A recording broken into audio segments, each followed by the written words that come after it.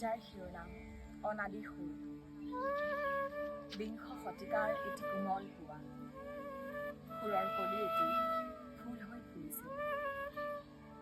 ক'ত নাই সেই সুৰ, পথাৰ ভৰি থকা সোণোৱালী শইচত, শৰতৰ মেঘালী জোনত, প্ৰভাতী পোহৰৰ প্ৰতিটো ছন্দত সেই সুৰ নাচি উঠে আৰু নীৰৱে আমাৰ সৈতে কথা পাতে। সুখ, দুখ, সপোন, সফলতা, বিফলতা, জাৰ জহৰ আৰু কত কথা, কাহানীয়ে শেষ নোহোৱা।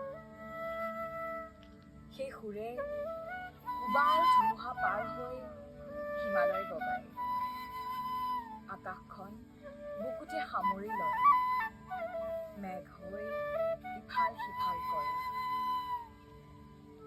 সেই সুৰ খেদিয়েই উজাগৰি ৰাতি আমি বহু দূৰ বিচাৰি যাওঁ, জানোচা কোনোবা নৈ ঘাটত এটি নতুন সুৰৰ সৈতে তেওঁক লগ পাওঁ। শেষবাৰৰ বাবে